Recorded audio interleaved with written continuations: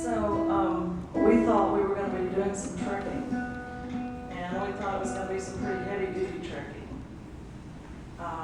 Our original itinerary was to go out to Mount Kalish and do the Kora, what's called the Kora around Mount Kalish. It's 32 miles, and you do it in 3 days. Now, we were kind of worried that we couldn't do it, but it became a non-issue because the Chinese government changed our itinerary and told us we couldn't go there. So we didn't get to go.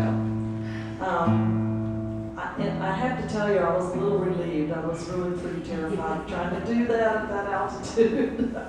But nevertheless, it would have been pretty awesome, I think. So we didn't get to do that kind of trekking. So mostly the kind of trekking that we did was, I'll call it monastery trekking, you know.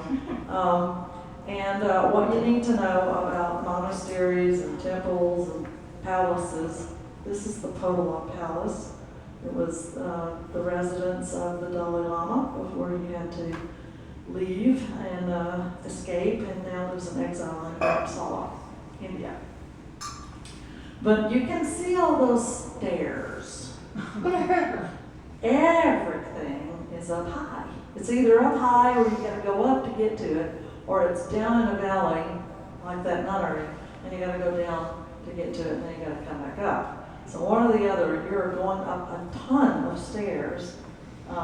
That's just one of those flights up. So we did lots and lots of stair climbing.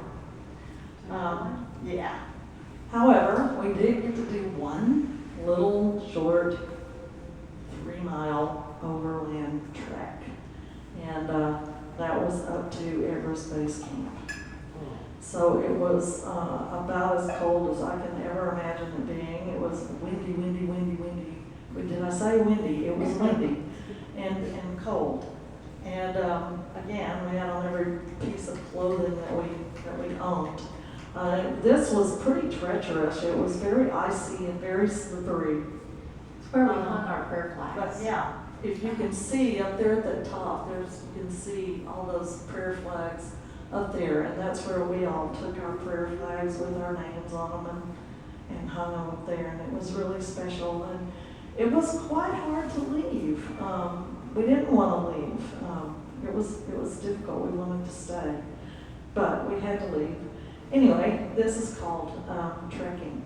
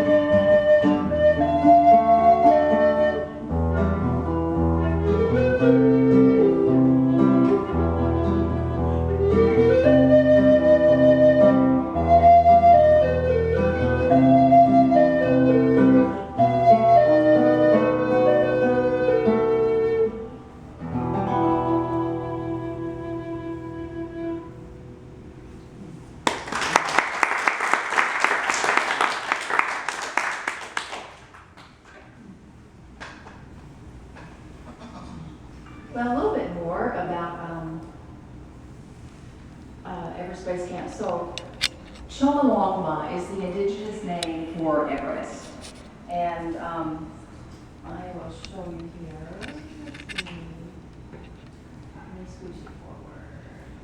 And where is the marker? There we go. So this is the marker up at Everest Base Camp that tells you that it's at 17,590 feet. And the colors were just amazing there. When it was cloudy, the brown and the rocks and the snow and the just kind of melded with the mountains and the snow and the mountains and the sky. So it was like you were in one sphere of the same color palette. Of course, obviously it's blue here, and we were very, very lucky to be able to go there that day because many people had been trying to make it and the weather had been bad, etc. Everest is so high